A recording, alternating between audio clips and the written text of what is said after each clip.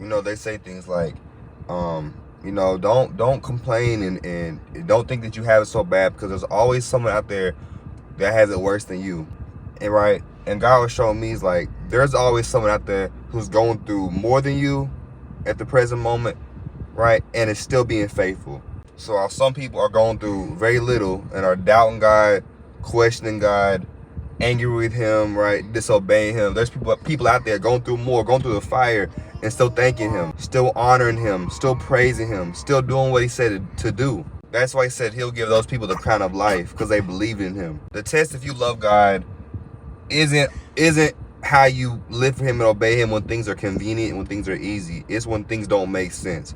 It's when he's been going good and all of a sudden things seem like they're going bad. Things that seem like they were working don't seem to work no more. God's got to get you to see things spiritually, not just see things in the natural, how things appear, how things make you feel, right? Beyond that, it goes down to who believes what God said versus who believes their circumstances, right, speak louder than God.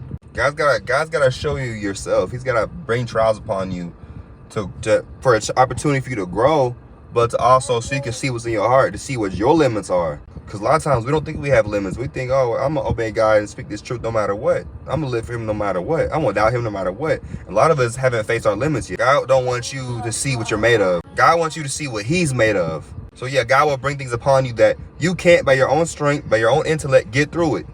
You can't, you know what I'm saying? You can't inspire yourself enough through your own words or through your own knowledge or experiences, right? You can't minister to yourself in a way that gives you hope. You'll have to, God wants you to be in a situation, and when he calls those situations, he wants you to be like, you know what? I have to believe what God says. I have to believe that the God that did this for this person will do it for me. The God that was this person then is the same God now. Because the only thing that separates you from God is your unbelief.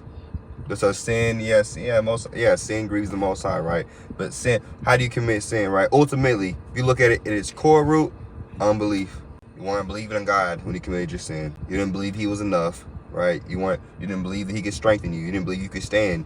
You didn't do all you needed to do to stand. It says, having done all to stand, now stand. A lot of times we're not doing all we need to do to stand, and that's not like working, right, to be saved, or trying to put X, Y, and Z together to walk uprightly before God, right? It's understanding your armor, right? The spiritual meaning of the armor of God, what the sword of the Spirit is, how to utilize his word, the helmet of salvation, the shield of faith, all these things, right? Guarding your gates, not being and putting yourself in situations to be tempted, to be led astray, not being back and forth with what you know about God. Believe it and stop overthinking it.